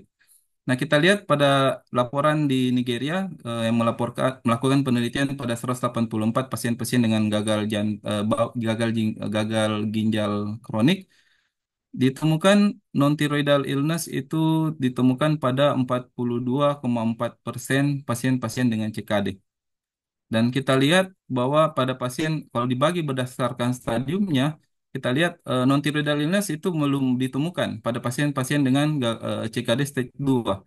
Tetapi begitu diklasifikasi ke CKD stage 3, 4, dan 5, kita lihat prevalensi non-thyroidal illness pada CKD tahap 3, 4, 5 yang lanjut ini sudah mencapai sekitar 37 sampai 54%. Jadi sepertiga sampai setengah dari pasien-pasien CKD tahap lanjut itu akan mengalami NTI. Kemudian ini yang mungkin sedikit berbeda. Kalau tadi kita lihat NTI pada pasien-pasien dengan eh, penyakit akut ataupun kronis yang dirawat di ICU atau penyakit-penyakit berat. Nah, jurnal yang ini memberi gambaran bagaimana perubahan hormon tiroid pada pasien-pasien yang dirawat dengan gangguan psikiatrik akut. Ini penelitian ini dilakukan di Norwegia. Kita lihat bahwa pada pasien-pasien psikiatrik akut kita temukan sebagian dari pasien psikiatrik akut itu akan mengalami peningkatan FT4. Kita lihat di sini pasien dengan skizofrenia 24% akan FT4-nya tinggi. Mania 31% FT4-nya tinggi. Pasien dengan depresi bipolar 20,6% FT4-nya tinggi. Kita lihat di sini meskipun tidak semua pasien dengan gangguan psikiatrik akut FT4-nya tinggi, tapi pola ini kita bisa temukan. Dan TSH pada pasien-pasien dengan gangguan psikiatrik akut kita temukan peningkatan TSH pada sekitar 3,6 sampai 15% kasus. Jadi kita lihat ya, jadi pada pasien-pasien dengan gangguan psikiatrik akut, kita tidak semua, tetapi kita bisa temukan peningkatan aktivasi dari jaras hipotalamus, hipofisis, dan kelenjar tiroid ya, di mana kita temukan TSH dan FT4-nya pada sebagian kasus meningkat. Nah, bagaimanakah summary dari non mendiagnosis fungsi tiroid pada non-thyroidal illness? Mungkin kita bisa kembali ke bagian ini kembali. Kita lihat bahwa yang lain ini jelas untuk interpretasinya eutiroid, hipertiroid, hipotiroid. Nah, yang dilingkari ungu ini yang kadang-kadang membuat kita bingung. Kok ada hasil misalnya FT4-nya rendah, TSH-nya normal. Apakah ini kesalahan pemeriksaan? Dan kadang-kadang kita juga bingung memberi komentar. Kadang-kadang jatuh-jatuhnya kita periksa ulang. Padahal pemeriksaan ulang dari tes hormon tiroid itu tanda petik cukup merugikan laboratorium dan rumah sakit karena biaya periksanya cukup mahal. Nah, ternyata dengan kita tahu kondisi-kondisi ini, maka kita juga bisa aware dalam memberi ekspertis terhadap hasil-hasil hormon tiroid, utamanya misalnya pasiennya memang mengalami penyakit kritis. Jangan sampai kelainan hormon tiroid yang kita temukan itu bukan murni karena gangguan intrinsik intrinsik dari kelenjar tiroid, tetapi karena adanya penyakit di luar kelenjar tiroid. Nah, kita lihat di sini ada beberapa pola yang kita bisa lihat pada penyakit pasien-pasien dengan non-thyroidal illness yang dirawat eh, dengan keluh apa dengan klasifikasi ringan, kita bisa temukan TSH mulai menurun, FT3 FT4 normal. Kemudian eh, pola lain yang kita bisa temukan pada penyakit kritis yang ringan atau penyakit kritis akut yang ringan, kita bisa temukan FT4 atau FT3-nya ada meningkat sedikit, kemudian TSH-nya normal ataupun juga meningkat. Pola ini juga ditemukan pada gangguan psikiatrik akut. Nah, apabila terjadi eh, pemanjangan masa rawat pada pasien-pasien yang kritis, nah, kita bisa temukan pola di mana seperti hipotiroidisme sentral di mana FT3, FT4 rendah, TSH-nya normal atau akan berangsur-angsur makin menurun pada penyakit-penyakit yang dirawat lama. Kemudian, kalau kita follow up kembali pasien, kemudian kita temukan adanya peningkatan TSH dan FT4 atau FT3-nya normal. Nah, ini biasanya awal dari tanda adanya fase recovery dari pasien. Jadi, NTI eh, en- dalam mendiagnosis atau memberi ekspertis tentang NTI pada pasien-pasien yang memeriksakan fungsi tiroid, eh, pola hormon tiroidnya tidak satu macam ya. Di sini dari tabel di gambar ini minimal ada 4 pola yang harus kita perhatikan. Jadi mungkin kita kalau ada yang kelainan dan ada pasien lagi sakit kritis, kita bisa kasih komen ini NTI, atau kalau mungkin jelas polanya kita bisa bilang ini NTI fase akut atau ke fase prolong atau ini sudah fase recovery.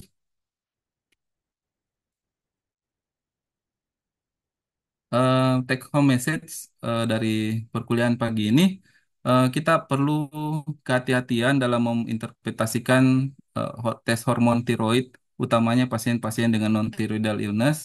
Apabila kita temukan abnormalitas dari hasil tes hormon tiroid pada pasien-pasien non-thyroidal illness, kita harus make sure dulu apakah abnormalitas ini satu karena memang ada gangguan di kelenjar tiroid. Jadi tidak menutup kemungkinan pasien NTI memang ada gangguan di kelenjar tiroid.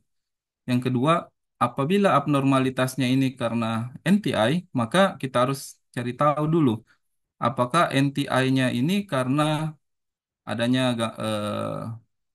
ini akibat fase akut dari penyakit kritis atau fase kronik atau prolong dari penyakit kritis atau ini merupakan gangguan psikiatrik akut atau apakah ini akibat penggunaan obat-obatan tertentu.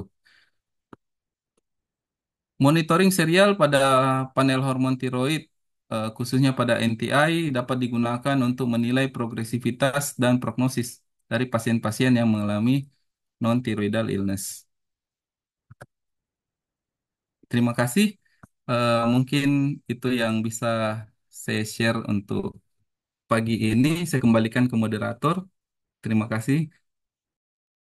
Ya, terima kasih Dokter Liongbo yang sudah sangat menjelaskan bagaimana tentang NTI ini ya. Tadi sudah dijelaskan tentang fisiologi kelenjar tiroid ya, sudah dijelaskan dengan sangat jelas karena adanya gambar-gambar seperti itu ya, sehingga kita dapat lebih paham lagi. Kemudian juga sudah dijelaskan tentang patofisiologi dari NTI ini, termasuk adanya perubahan hormon-hormon tiroid pada non-thyroidal illness dan juga adanya bagaimana kita mengetahui adanya diskrepansi ya.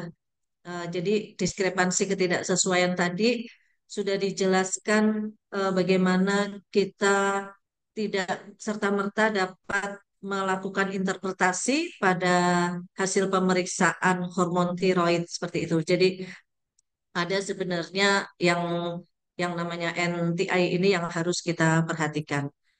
Baik, sekali lagi terima kasih Dokter Liong Boy atas sharing ilmunya dan kita buka untuk pagi hari ini dengan diskusi.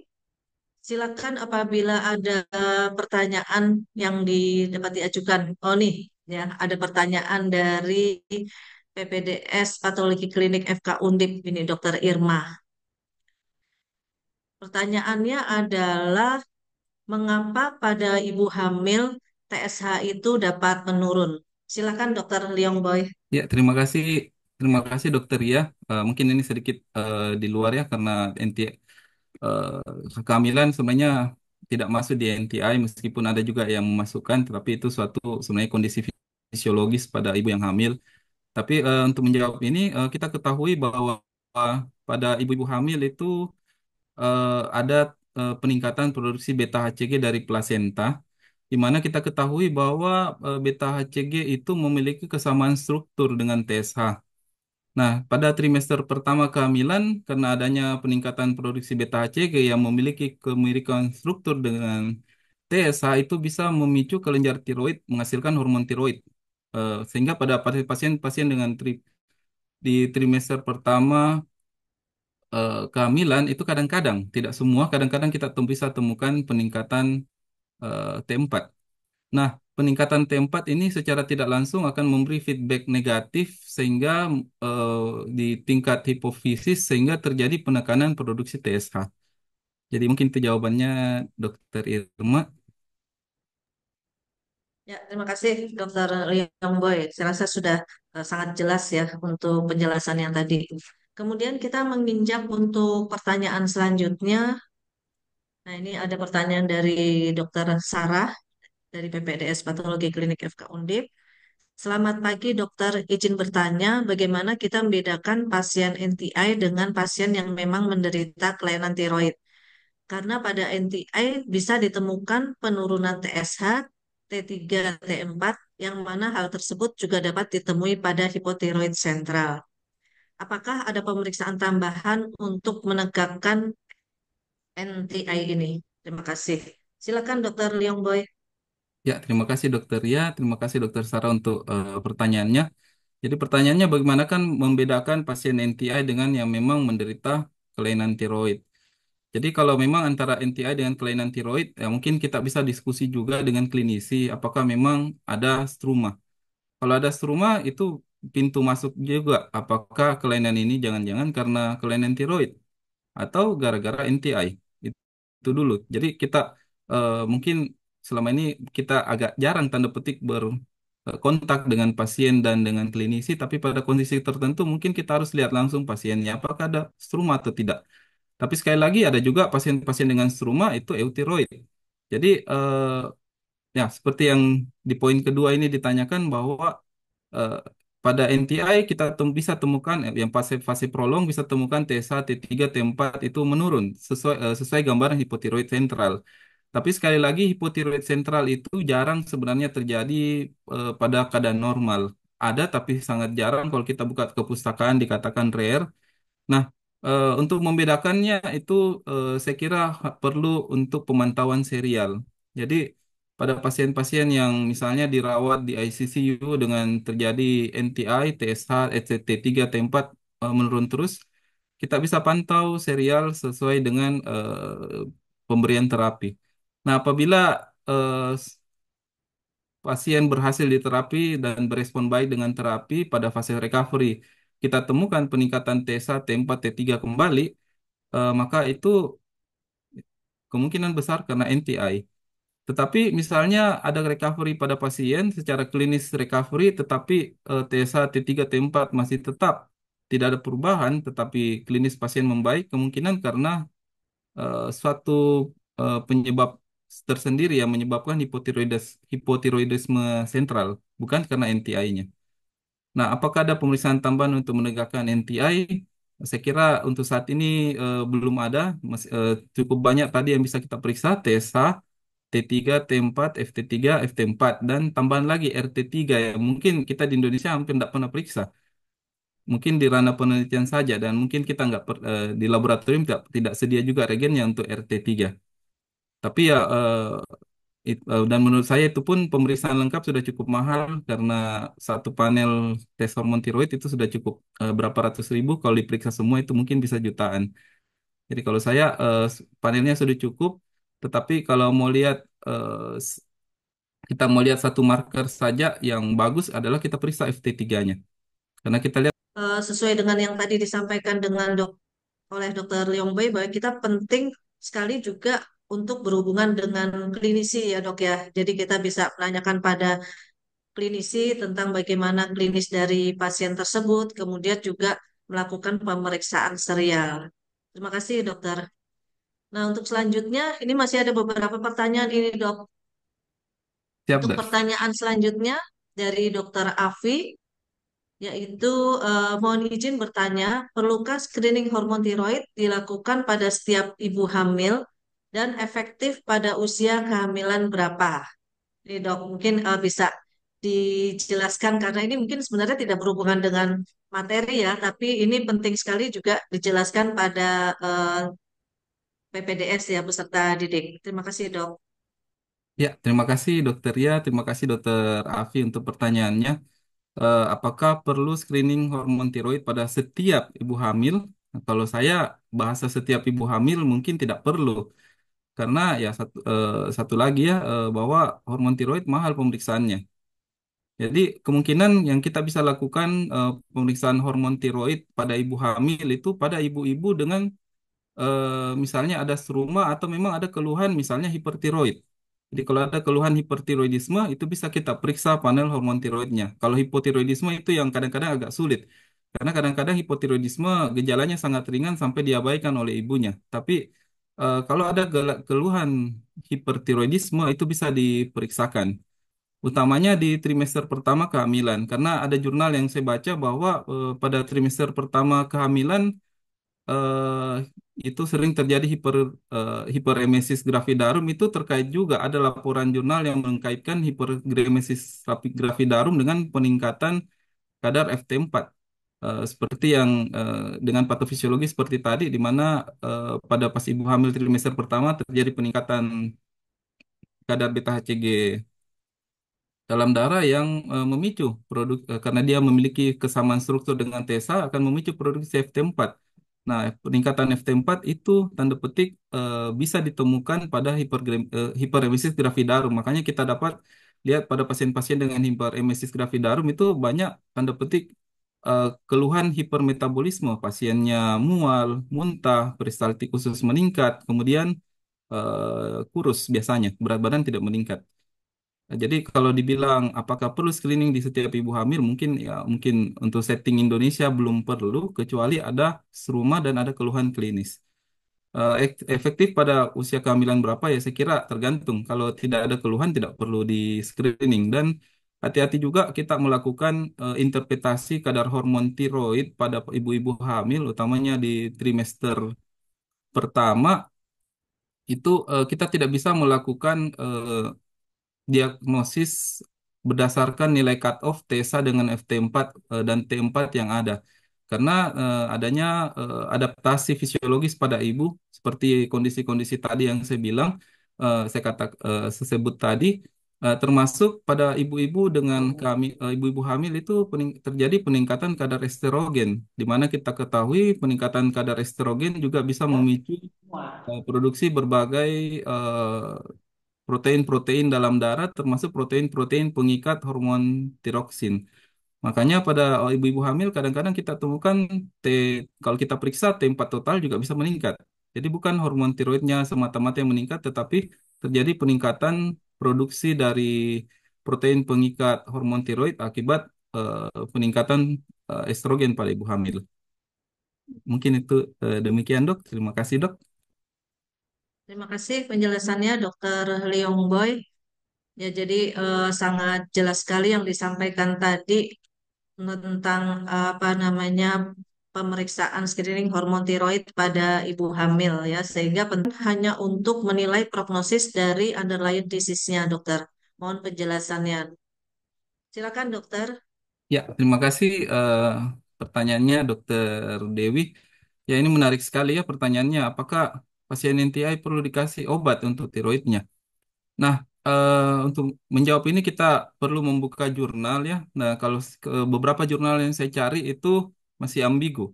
Ada beberapa yang bilang perlu dikasih treatment, tapi sebagian juga bilang pemberian misalnya kita temukan hipotiroidisme, eh,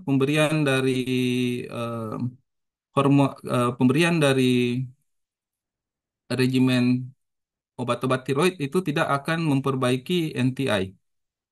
Jadi masih ada jurnal bilang bisa dicoba kita kasih terapi tiroid, tapi sebagian besar bilang tidak akan ada pengaruhnya. Karena hormon tiroid yang kita kasih itu hanya akan meningkatkan misalnya FT4 dalam darah, tetapi yang penting sebenarnya adalah bagaimana interaksinya di tingkat seluler. Karena yang menjadi permasalahan pada pasien-pasien dengan NTI adalah ekspresi dari deiodinase deiodinase 3-nya di tingkat jaringan itu di tingkat seluler itu tinggi. Sehingga kalaupun kita kasih regimen tiroksin dari luar, maka FT4-nya itu tidak akan dirubah menjadi FT3, tapi akan dirubah menjadi RT3. Jadi ya untuk menjawab ini mungkin bisa jadi topik penelitian juga ke depan oleh klinisi, tapi selama ini apa dari jurnal-jurnal yang saya baca belum ada yang sepakat perlu dikasih atau tidak. Kalaupun ada masih trial. Kemudian apakah pemeriksaan tiroid hanya untuk menilai prognosis dari underlying disease-nya? Jadi ya em, untuk kita di patologi klinik mungkin pemeriksaan tiroid itu untuk menetapkan apakah ini pasien NTI atau tidak. Kalau dia NTI kira-kira masuk fase apa. Tetapi kegunaannya untuk klinisi memang secara umum itu saya lihat di publikasi-publikasi itu dia akan menilai prognosis, outcome, dan mortalitas pada pasien-pasien yang dirawat. Utamanya yang dirawat di ICCU. Kalau untuk pasien-pasien dengan gangguan psikiatrik akut itu biasanya jarang pemeriksaannya, kecuali untuk terkait tentang penelitian. Terima kasih, Dokter Dewi. Ya, terima kasih, Dok, atas penjelasannya hal terapi dan prognosisnya. Untuk selanjutnya, masih ada beberapa pertanyaan ini, Dok. Mudah-mudahan Dokter Leong Boy masih menyediakan waktunya ya. Selamat pagi, dokter. Izin bertanya, apakah reverse T3 atau RT3 bisa mengganggu pemeriksaan T3 yang akhirnya bisa terbaca tinggi atau rendah palsu? Terima kasih, dokter. Silakan, dok. Ya, terima kasih Dokter Yano untuk pertanyaannya. Jadi perlu ya, Terima kasih untuk pertanyaannya. Apakah RT3 bisa mengganggu pemeriksaan T3 sehingga terbaca tinggi atau tinggi atau rendah palsu? Em, Kalau tidak ada gangguan di di alat pemeriksaan kita, harusnya tidak tidak tidak akan mempengaruhi. Karena untuk memeriksa T3 kita perlu periksa dengan kit T3 ataupun T3. Saya kira mungkin nanti bisa dibahas di topik atau pertemuan-pertemuan berikut ya. Kita ketahui ada namanya antibodi heterofil, itu kita bisa temukan pada pasien-pasien dengan autoimun. Nah, pasien-pasien dengan autoimun dengan adanya antibodi heterofil itu bisa mengganggu pemeriksaan dengan metode ELISA maupun ECLIA yang seperti kita sering gunakan di lapangan itu untuk pemeriksaan hormon tiroid itu kebanyakan pakai metode ECLIA. Eh, ada ikatan antigen dan antibodi. Nah, kalau ada auto antibodi tertentu itu bisa menyebabkan interferensi dari pemeriksaan eklia sehingga kadang-kadang bisa menyebabkan tinggi palsu padahal pada kondisi tertentu bisa menyebabkan rendah palsu. Ya cuma sayangnya mungkin nanti kalau ada kesempatan di kali berikutnya ada gambarnya supaya lebih jelas kita lihat kadang-kadang kok ini ada antibodi heterofil bisa bikin naik tinggi palsu pada antibodi tertentu kok bikin rendah. Tapi mungkin itu mungkin di yang berikut supaya kalau kalau ada gambarnya lebih jelas. Ya, mungkin itu dari saya. Terima kasih Dokter Yano. Ya, terima kasih Dokter Yanu pertanyaannya dan juga Dokter Liongboy atas penjelasannya. Berarti nanti mudah-mudahan kita bisa bertemu lagi ya dok ya untuk Siap, Dok. lebih menjelaskan lagi tentang hormon tiroid yang saya rasa tuh sangat banyak sekali yang perlu kita ketahui.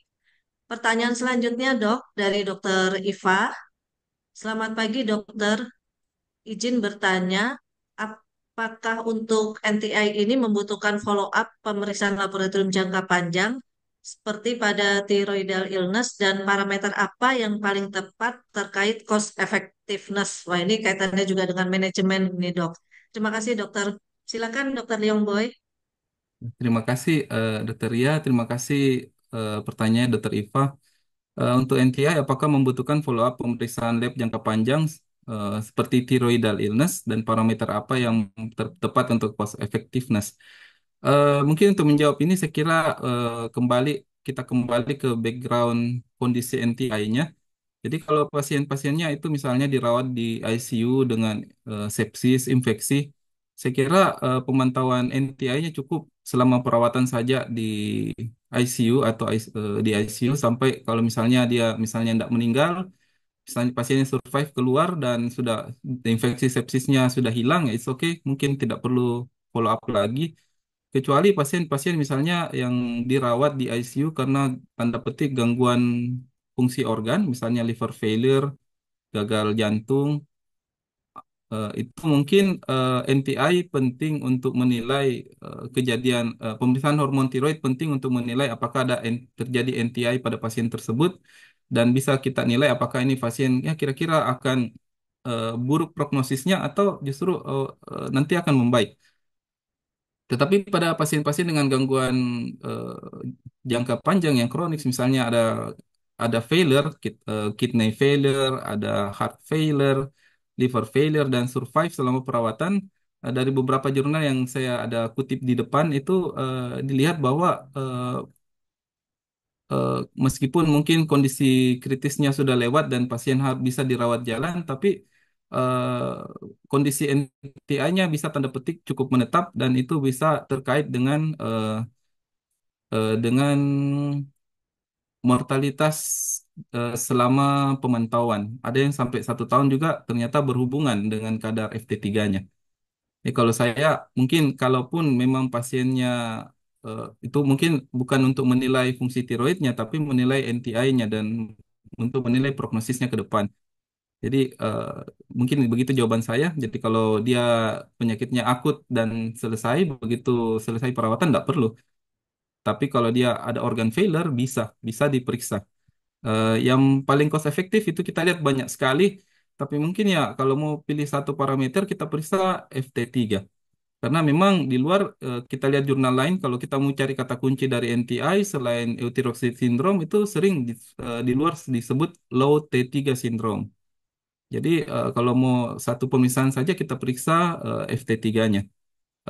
RT3 juga sebenarnya bisa, tetapi ya sekali lagi mungkin dia regennya itu tidak familiar, tidak tidak banyak yang sedia. Terima kasih. Ya dok, terima kasih atas penjelasannya. Semakin menarik ini diskusinya dok, terbukti semakin bertambahnya pertanyaan-pertanyaannya. Jadi untuk selanjutnya ada pertanyaan dari Dokter Alfa, yaitu mohon izin bertanya, pada pasien NTI terjadi perubahan kadar TSH fase akut dan kronis. Bagaimana cara mencegah agar kondisi fase akut tidak menjadi fase kronis dan berapa lama waktu yang dibutuhkan dari fase akut menjadi fase kronis? Terima kasih. Silakan Dokter Neongboy. Baik, terima kasih pertanyaannya Dokter Alfa. Jadi pertanyaan pertama, pada pasien NTI terjadi eh, perubahan kadar TSH fase akut dan kronis. Bagaimana mencegah fase akut tidak menjadi fase kronis? Ya, mungkin jawaban saya itu tergantung kondisi pasien. Jadi kalau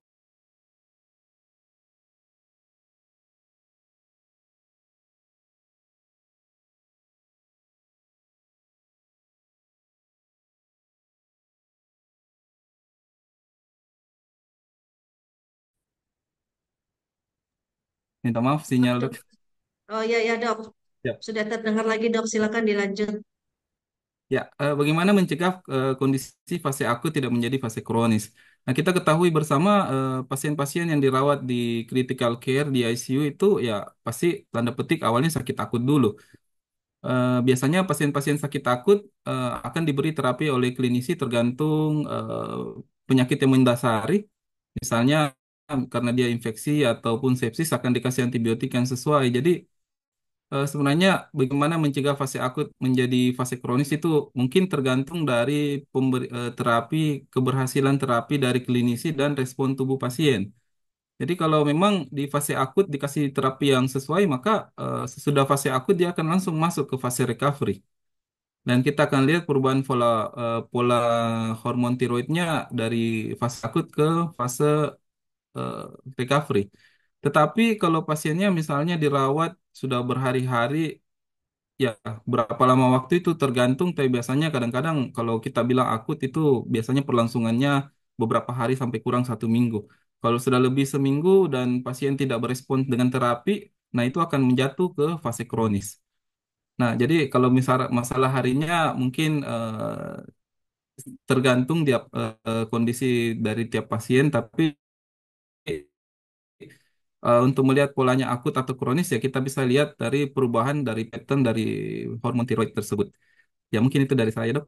Ya, terima kasih.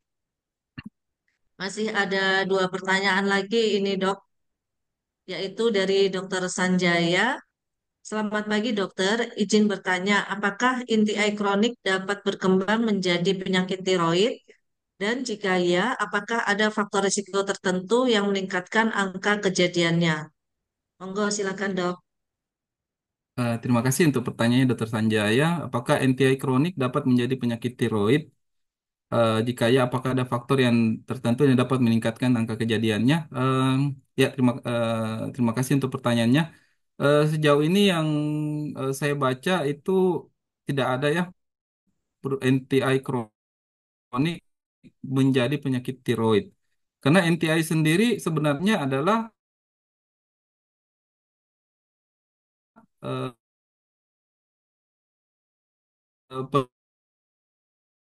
per definisi adalah jaras dari produksi hormon tiroid, tetapi tidak ada kelainan intrinsik dari kelenjar tiroid sendiri. Jadi kalau memang NTI-nya murni karena bukan kelainan tiroid, seharusnya sesudah NTI kronik, misalnya NTI kronik itu akan akan berakhir dengan dua hal. Satu, jika dia berespon dengan terapi dan pasien juga terapinya sesuai dan pasien berespon dengan terapi, maka NTI kronik dapat dibalikkan menjadi fase recovery, pasien bisa survive, tetapi kalau dia tidak berespon dengan terapi, maka biasanya akan berakhir dengan kematian. Nah, apakah dia akan menjadi penyakit tiroid? Sebenarnya tidak ada hubungan langsungnya, setahu saya. Mungkin demikian, Dok.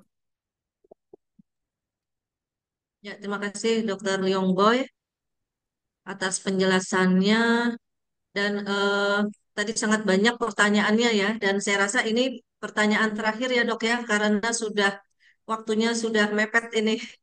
Pertanyaan dari Dokter Ime yaitu izin bertanya apakah pasien post ablasi tiroid 3 tahun yang lalu sekarang ditemukan TSH normal sedangkan tiroglobulin meningkat signifikan secara klinis dapat diinterpretasikan dapat diinterpretasikan bagaimana? Begitu dok. Monggo silakan Dokter Leong Boy. Ya, baik. Terima kasih pertanyaannya, Dokter Ime. Ya, mungkin saya nggak tahu ya kasus pasiennya gimana. Tapi ya kalau kita lihat post ablasi tiroid 3 tahun lalu, nah kita nggak tahu kausanya apa dan ablasinya follow up post ablasinya bagaimana. Tapi, tapi kalau kita temukan sekarang TSH normal, tiroglobulin meningkat signifikan, mungkin kita harus cari tahu dulu kenapa tiroglobulinnya meningkat signifikan. Apakah di sisa kelenjar tiroid yang dari kelenjar tiroid yang diablasi itu terjadi radang atau bagaimana? Nah, kalau secara klinis, kalau kita interpretasikan bagaimana ya, saya kira untuk interpretasi hormon fungsi, kita di laboratorium patologi klinik kan sebenarnya itu menilai fungsi dari tiroid, apakah hipertiroid, hipotiroid, atau eutiroid. Masalah apakah misalnya ada keganasan atau ada perubahan apa di tingkat kelenjar tiroid, mungkin itu dilakukan oleh sejawat kita di patologi anatomi. Nah, jadi kalau saya mungkin kalau terkait kita menilai hormonalnya, ya kalau TSH-nya normal mungkin jadi eutiroid atau bagaimana. Tapi kita perlu menilai melihat juga kadar FT4 dan T4 FT4 ataupun FT3-nya.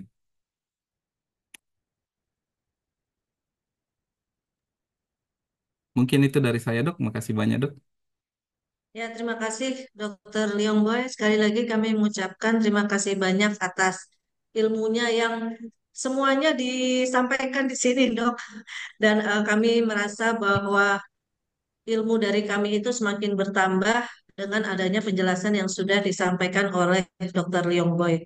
Sangat menarik diskusi yang tadi sudah kita dengarkan bersama, sehingga pertanyaannya juga sangat banyak ya. Dan nanti mohon maaf Dokter Leong Boy bila masih ada pertanyaan nanti mungkin akan kami sampaikan dari panitia untuk mendapatkan penjelasannya seperti itu ya.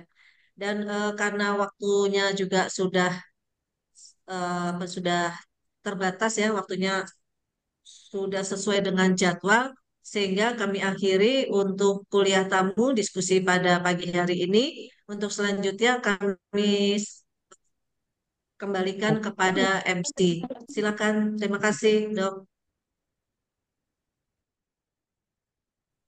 Terima kasih kepada Dr. Ria Triwardani, spesialis patologi klinik, subspesialis endokrinologi, dan metabolisme konsultan, Magister Kesehatan Masyarakat.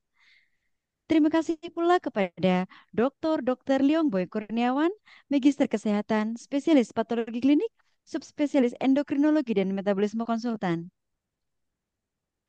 Kami ingatkan kembali untuk para peserta agar dapat mengisi link absensi yang dapat diakses pada kolom chat.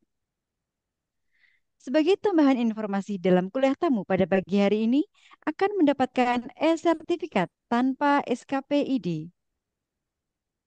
Mohon izin kepada Profesor, Dokter, serta Bapak Ibu sekalian sebelum meninggalkan acara berkenan untuk kita foto bersama. Kepada Dr. Leong Boy Kurniawan, Magister Kesehatan, Spesialis Patologi Klinik, Subspesialis Endokrinologi dan Metabolisme Konsultan, Dr. Ria Triwardani, Spesialis Patologi Klinik, Subspesialis Endokrinologi dan Metabolisme Konsultan, Magister Kesehatan Masyarakat, Dr. Dwi Ratnoningrum, Spesialis Patologi Klinik, Subspesialis Penyakit Infeksi Konsultan, Dr. Nyoman Suci Widya Siti MKes, Spesialis Patologi Klinik, Subspesialis Hematologi Klinik Konsultan, Subspesialis Imunologi Klinik Konsultan, Profesor Dr. Lisyani Besuromo, Spesialis Patologi Klinik, Subspesialis Nefrologi dan Respirasi Konsultan, Subspesialis Imunologi Klinik Konsultan, untuk berkenan membuka kamera. karena kita akan melakukan foto bersama. Mohon izin, foto bersama akan saya pandu. 1, 2, 3. Selanjutnya, 1, 2, 3. Baik, terima kasih. Bagi seluruh hadirin, dimohon untuk membuka kamera. Mohon izin, foto bersama akan saya pandu. 1, 2, 3. Selanjutnya, 1, 2, 3. Selanjutnya, 1, 2, 3. Demikianlah rangkaian acara kuliah tamu pada hari ini. Terima kasih kepada Dr. Leong Boy Kurniawan, Magister Kesehatan, Spesialis Patologi Klinik, Subspesialis Endokrinologi dan Metabolisme Konsultan, yang telah berkenan menjadi pembicara dalam kegiatan pada pagi hari ini. Tidak lupa kami ucapkan terima kasih atas partisipasi para peserta yang telah meluangkan waktunya untuk menghadiri kuliah tamu pada pagi hari ini. Semoga ilmu yang telah diberikan dapat menambah wawasan untuk kita semua. Di akhir kata, kami segenap panitia memohon maaf atas segala kekurangan selama berjalannya acara pada hari ini. Wassalamualaikum warahmatullahi wabarakatuh. Waalaikumsalam warahmatullahi wabarakatuh. Terima kasih ya sudah amat Terima sangat kasih semuanya. Terima kasih Terima Prof. kasih Lis. semuanya. Terima Terima kasih kasih Dr. Leong Boy. Terima kasih Dr. Dr. Dwi. Suci, Terima Prof. kasih Dr. Lis, Lia. Dr. No, dan semuanya. Matur nuwun Bu Lia.